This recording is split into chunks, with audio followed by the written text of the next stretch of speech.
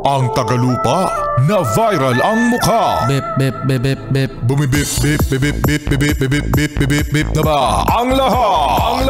Martian. Enrico Pañero. Bip bip bip bip bip. Bip bip bip bip bip bip bip. Bip bip bip bip bip.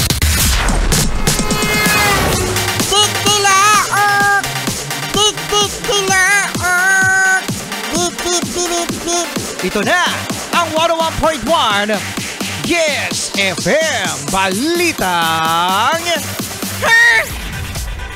Oy, congratulations mga Yes Friend sa Pilipinas dahil tayo ang nanalo sa ginanap na Miss Grand International sa Thailand. Yay!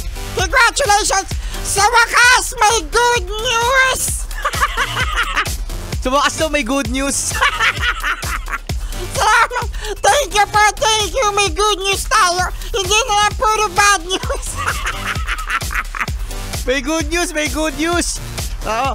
At syempre inuwian ng ating kandidata na si Miss Grand Philippines na si Emma Tiglao. Uy, Emma Tiglao, ang galing-galing, napaka-consistent Martian from first day ng competition hanggang sa finals. Ang galing ano? At back-to-back tayo Oh, back-to-back tayo kasi last year din nanalo din si CJ Opiaza. Yan, as Miss Grand International. Actually, first runner-up siya Yun nga lang, yung nanalo mismo ang Miss India, mga Yes Friend, ay nag-resign. Buti pa siya nag-resign. Yung iba dyan, wala na talagang nangyayari. Hindi pa nag-resign. Buti si Miss India nag-resign. Buti naman si Miss India nag-resign. Kaya, ang galing mga Yes Friend, nakakatuwa.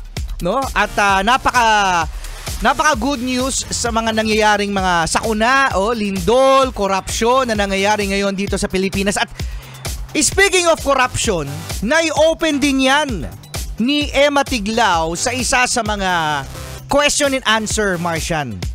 Sabi niya, the Philippines is so corrupt. Totoo naman. Siguro yan ang nagpanalo sa'yo. Yan ang panalo sa'yo, Emma, kasi you're so honest. Ang honest. Ang galing. Congratulations. Nakakatuwa, no? At right after the coronation, mga Yes Friend, ay tinugtog ang Philippine National Anthem. Di ba, no? Lupit. Tsaka congratulations din sa production ng MGI, ng Miss Grand International. Ang ganda.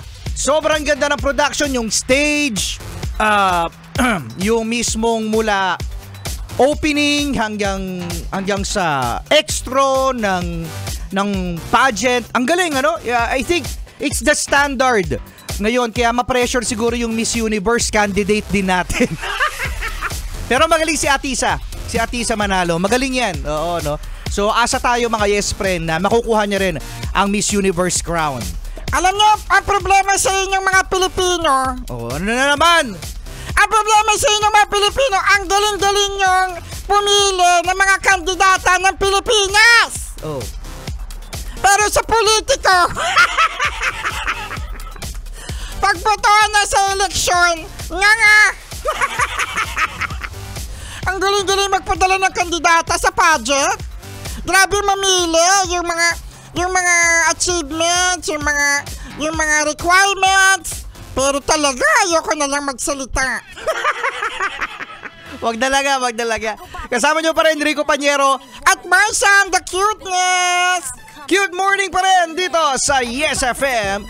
Charlie! Ang saya-saya talaga, grabe. Saya.